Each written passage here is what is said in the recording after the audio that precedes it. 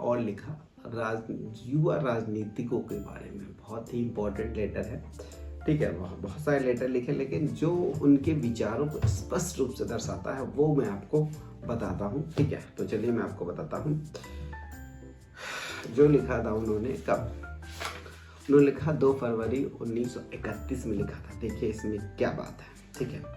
एक अपील लिखी थी जिसमें साधारण काम करने के महत्व के बारे में बताया, ठीक है। चलिए क्या कहा उन्होंने, क्या कहा देखिए, इंपॉर्टेंट चीज देखिए। तो भगत सिंह ने बलपूर्वक इस बात से इनकार किया था कि वे आतंकवादी हैं। उनका कहना था कि मैंने एक आतंकवादी की तरह काम किया है, लेकिन मैं आतंकवादी नहीं हूँ, ठीक है। मैं तो ऐसा क्रांतिकारी हूँ जिसके पास एक लंबा कार्यक्रम है और उसके बारे में सुनिश्चित विचार होते हैं। मैं पूरी ताकत के साथ बताना चाहता हूँ कि मैं आतंकवादी नहीं हूँ और कभी था भी नहीं। कदाचित कुछ दिनों को छोड़कर जब मैं अपने क्रांतिकारी जीवन की शुरुआत कर रहा था, मुझे विश्वास है कि हम ऐसे तरीकों से कुछ प्राप्त नहीं कर सकते। समझ रहे बात को कि जो हम, और भी है एक लेटर उन्होंने वहाँ लिखा था स्कूलों के बारे में, ठीक है। इससे पहले ही है एक लेटर उन्होंने लिखा था पंजाब स्टूडेंट की कांग्रेस के नाम पे। तो उसमें लिखा था कि जो है बम पिस्तौल हम नहीं कह सकते कि सब लोग जो है बम और पिस्तौल चलाना सीख लो, ठीक है। और भी काम है नौजवानों के पास। देखिए क्या आगे की बात कहानी, ठीक है। तो उन्होंने नौजवानों को, राजनीतिक कार्यकर्ताओं को सलाह दी कि वह मार्क्स और लेनिन का अध्ययन करें, उनकी शिक्षा को अपना मार्गदर्शक बनाएं, जनता के बीच जाएं, मजदूरों, किसानों और शिक्षित मध्यम वर्गीय नौजवानों के बीच काम करें, उन्हें राजनीतिक दृष्टि से शिक्षित करें, उनमें वर्ग चेतना उत्पन्न करें, उन्हें यूनियनों में संगठित करें आदि। उन्होंने नवयुवकों से यह भी कहा कि यह सारा काम तब तक संभव नहीं जब तक जनता की एक पार्टी ना हो। वह किसी तरह की पार्टी चाहते थे। इसका खुलासा करते हुए उन्होंने लिखा, हमें पेशेवर क्रांतिकारियों की जरूरत है। यह शब्द लेनिन को बहुत प्रिय था। पूर्णकालिक कार्यकर्ताओं की जितनी क्रांति के सिवा और कोई आकांक्षा ना हो, ना ही जीवन में कोई दूसरा लक्ष्य हो, ऐसे कार्यकर्ता जिनकी बड़ी संख्या में एक पार्टी के रूप में संगठित हो, उतनी ही तुम्हारी सफलता की संभावनाएं बढ़ जाएंगी, ठीक है। तो ये बात होगी। अब एक बात और मैं बता देता हूँ आपको, तो बात कर लेते हैं जो पत्र लिखा था उन्होंने 19 अक्टूबर 1929 को पंजाब स्टूडेंट के बारे में वो लिखा था।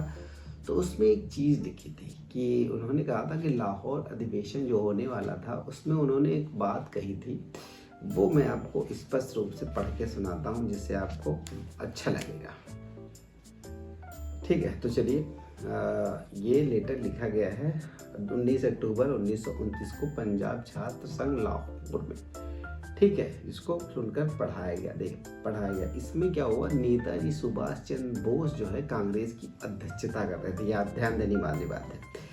इस समय हम नौजवानों से यह नहीं कह सकते कि वो बम और पिस्तौल उठाएं।